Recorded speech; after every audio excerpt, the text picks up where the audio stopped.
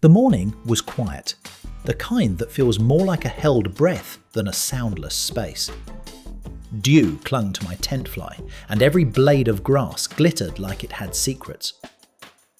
I was breaking camp on the last day of a 3-day hike through a seldom-used section of the Ozark Highlands trail. Nothing fancy, just me, a pack, and a lingering sense of solitude that was hard to let go of. The sun was just easing over the ridge when I started rolling my sleeping pad, that comforting hiss of escaping air, the only noise for miles.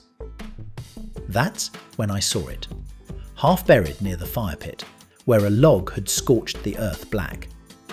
It was a thick leather wallet, heavy, darker on the edges from weather and use, the kind of thing that didn't belong out here. My first thought was that it was empty, maybe some old camper's trash, but when I picked it up, I felt the weight of it, real and solid.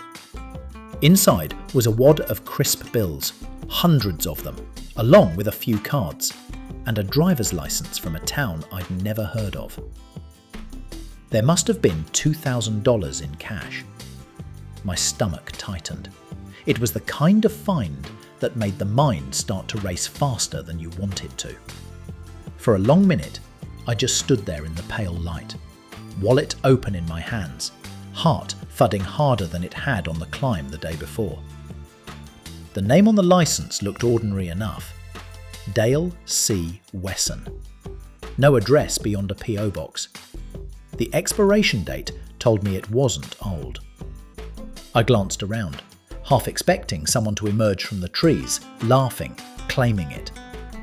But all I could hear was the slow drip of water off the tarp I'd hung overnight, and the faint stir of the wind coming down from the ridge. A part of me whispered that maybe this was a kind of reward. My boots were worn through on the sides, and I'd been patching gear with duct tape since spring. That much cash would buy a new tent, new soles, maybe even pay down the last of the mechanic's bill waiting for me back home. Another voice, quieter but firmer, reminded me that someone out there might be turning their pack inside out right now, sick with the same realization that had just hit me from the other side of the equation. I set the wallet on my cooler lid and just stared at it for a while. The world around me kept moving. Ravens croaking somewhere up the slope, the scent of damp pine needles lifting in the warming air. But inside, I was still. My breakfast water had long since boiled away. What should have been a simple morning of breaking camp had turned into a crossroads I hadn't asked for. I felt like the forest itself was waiting to see which direction I'd go. I sat there a long while, elbows on my knees, staring at that wallet like it might start talking if I waited long enough. My better nature kept saying, "You know what's right." But another part, tired, broke, and a little bruised by life, kept replying, "Yeah, but wouldn't it be nice just this once?" I tried to imagine Dale Wesson, man on the license. Maybe he was some weekend hiker who'd dropped it while packing up. Maybe a hunter who'd driven out to the trailhead and forgotten it after cleaning fish by the fire. He didn't look rich or poor, just a middle-aged guy with a sunburned neck in his photo. The kind of man who probably counted on that cash for gas, food, maybe something bigger. Still, the temptation clung like pitch. I thought about my truck waiting at the trailhead, the gas gauge flirting with empty, and the half-eaten bag of jerky that would have to be dinner. My job back home wasn't steady, seasonal work, just enough to scrape by, and the thought of easing that weight even a little was like a sudden warm breeze. I ran a thumb over the edge of the bills, crisp and uncreased, like they hadn't seen daylight since they left the bank. Nobody would know if I took it. The woods didn't keep records.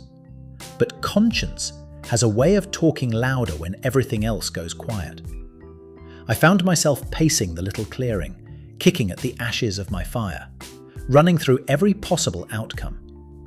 If I left it there, some other traveller might find it and pocket it without a second thought.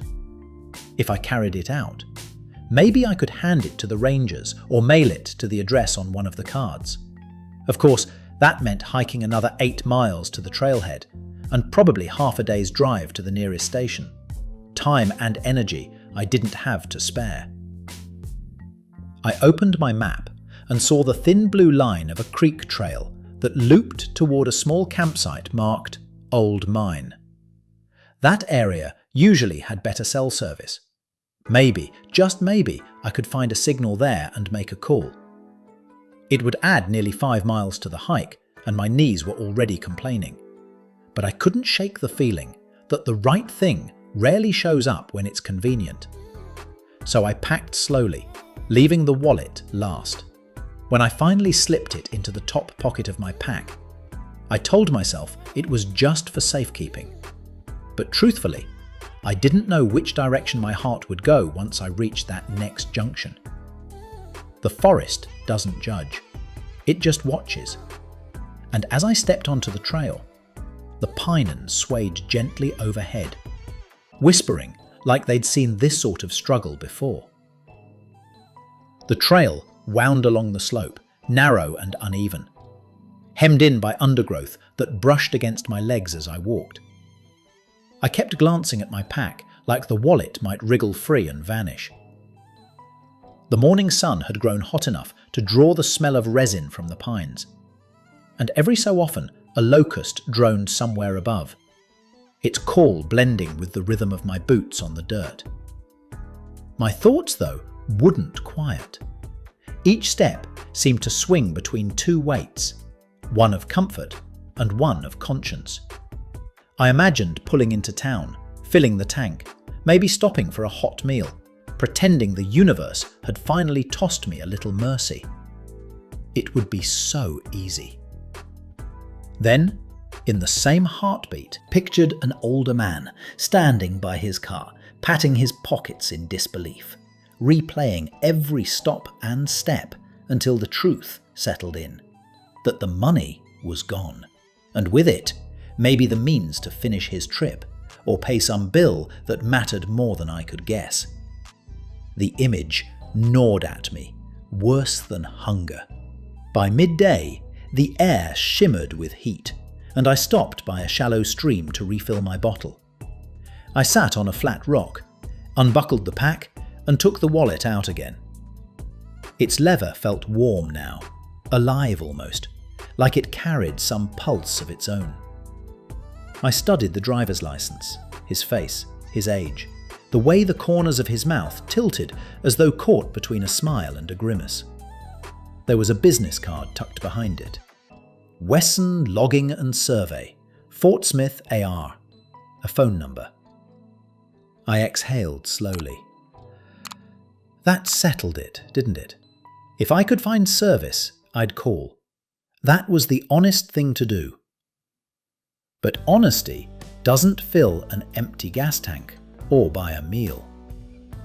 I remember thinking how strange it was, the way doing the right thing can sometimes feel heavier than doing the wrong. The stream gurgled nearby, and I watched a leaf spin in the current until it was gone. When I stood again, something in me had shifted, though I couldn't have said which way. I packed the wallet carefully, double-checked my direction, and started toward the old mine trail. The woods grew denser, the light dimming into that cool green shade that smells of moss and earth. Every so often I'd see footprints, old and faded, but no other hikers. It felt like walking through someone else's memory. I reached the turnoff late in the afternoon. The air there was different, still like the world was listening. I dropped my pack, stretched my aching shoulders, and told myself I'd stop for a short rest before trying for a signal. But as I sat there on a log, watching dust rise from my boots, I realized something unsettling. Part of me didn't want to find service, because the moment I did, my choice would be made. The woods at the old mine were ghostly quiet. Even the birds seemed to have retreated deeper into the hills, leaving behind only the sound of the wind sighing through the branches and the occasional creak of an old tree settling its weight. I dropped my pack beside a boulder streaked with rust-red veins and pulled out my phone. 1 bar, faint, flickering, like it couldn't decide if it wanted to help or not. I moved a few steps uphill, phone lifted like a divining rod. The bar blinked in and out. I tried again, climbing onto the boulder, holding it toward the wide blue of the sky. And suddenly, 2 bars. I froze, thumb hovering over the screen. That business card was still tucked into the wallet, the number clear and neat. The wind rustled behind me, carrying the dry scent of pine and something faintly metallic from the old mineshaft. My mouth felt dry as dust. "Come on, just do it," I muttered to myself. My voice sounded small out there. I dialed. It rang twice before a mechanical voice picked up. Voicemail. "You've reached Wesson Logging and Survey. Leave a message." I hesitated, then spoke. Yeah, my name's Caleb. I think I found something that belongs to a Dale Wesson out near the Ozark Highlands trail.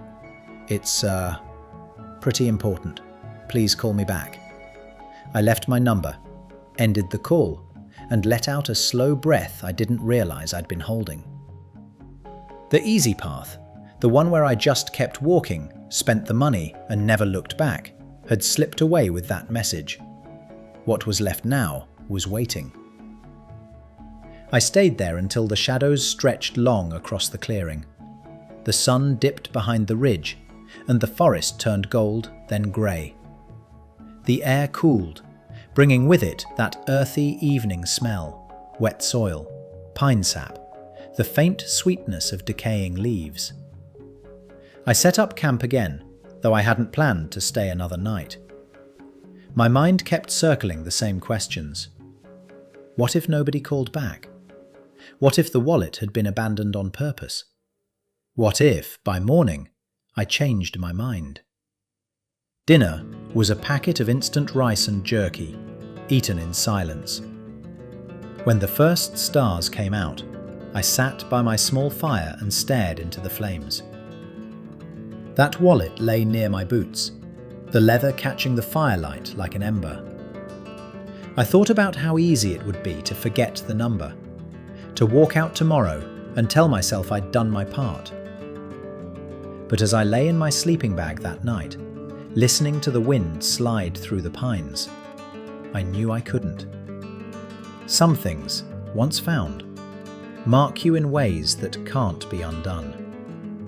Morning came soft and silver, with a thin mist curling through the trees like the forest hadn't quite woken yet. My breath clouded in the chill as I packed my gear, movements slow and heavy. I hadn't slept much. The fire had burned down to a handful of glowing coals, and the wallet sat beside them, darkened by dew. I picked it up and tucked it safely into the pack again, feeling the weight of it, less about the cash now, more about what it meant. I started down the trail toward the main junction, where the map said there'd be an old ranger outpost not far from the gravel road. The hike was quiet. Every sound, the snap of a twig, the chatter of a squirrel, the rush of wind over the ridge, seemed sharper somehow, like the woods themselves were paying attention. My boots scuffed over the damp leaves, and I tried not to think about the money anymore, though of course I did. It's hard not to, when every ache in your body reminds you how far you've come for someone else's lost fortune. A couple of hours in, I heard the faint buzz of my phone from inside my pack. I froze mid-step, heart jumping. I pulled it out. One missed call, unknown number, and a voicemail. My thumb hovered a second before I played it. A man's voice, gravelly, older. "Hey, this is Dale Wesson. You said you found something of mine near the Ozarks. Some I don't know how to thank. You're for calling. That wallet's been missing since last weekend. I thought it was gone for good. If you still have it, I'll drive wherever you are. Please call me back. I stood there in the middle of the trail, birds singing somewhere overhead, and for the first time in days, the choice felt light. I called him back, told him where I'd be by afternoon. He insisted on meeting me at the trailhead, said he was only an hour away. When I finally reached the parking lot, his old blue pickup was waiting, dusted with road grime, a hound asleep in the passenger seat. He stepped out, a tall man with weathered hands and a grateful look that made my chest ache. When I handed him the wallet, he opened it, counted nothing, just smiled and said, "Didn't expect to see this again." He tried to press a few bills into my hand, but I shook my head. "You keep it," I said. "You've already paid me back." We talked a while, shared a handshake that felt like closing a circle, and then he drove off, the sound of his tires fading into the trees. I stood there a while longer, breathing in the scent of pine and dust, the forest whispering around me. I didn't leave with more money, or better boots, or even a full tank of gas, but I left lighter. Out there, far from everything that blurs the edges of right and wrong, I'd found something that money couldn't buy back. The quiet kind of peace that comes when you do the thing you know you ought to, even when no one's watching.